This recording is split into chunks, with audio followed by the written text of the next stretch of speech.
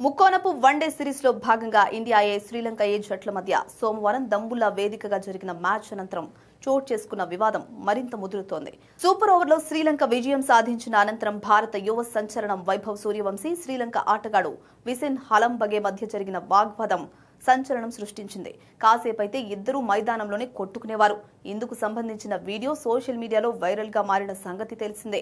తాజాగా ఈ ఘటనపై భారత జట్టు కెప్టెన్ తిలక్ వర్మ స్పందిస్తూ సంచలన వ్యాఖ్యలు చేశాడు. శ్రీలంక ఆటగాళ్ల ప్రవర్తన నచ్చలేదు.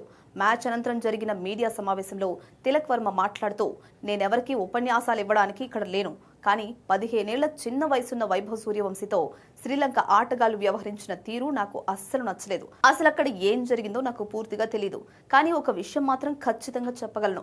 మ్యాచ్ ముగిసిన తర్వాత వైభవ్ ప్రశాంతంగా వెళ్తున్నాడు. ఆ సమయంలో శ్రీలంక ఆటగాళ్లే అతడితో గొడవకు ప్రయత్నించారు.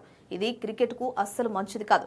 భారత్ శ్రీలంక క్రీడా సంబంధాలకు కూడా ఇలాంటి సంఘటనలు మంచివి కావు అని తిలక్ ఫైర్ అయ్యాడు.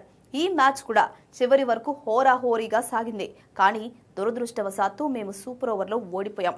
సూర్యాంశ్, విప్రజ్ మధ్య భాగస్వామ్యం అద్భుతం. ఒత్తిడిలో కూడా వారు చాలా బాగా ఆడారు. మొత్తంగా మా బౌలింగ్ బాగుంది. స్పిన్నర్లు అద్భుతంగా రాణించారు. అర్షద్ ఖాన్ డెత్ ఓవర్లో చక్కగా బౌలింగ్ చేశాడు. మా బౌలర్లు మ్యాచ్ చివరి బంతి వరకు తీసుకెళ్లారు. మా ప్రదర్శనపై పూర్తి సంతోషంగా ఉన్నారని తిలక్ వర్మ చెప్పుకొచ్చాడు.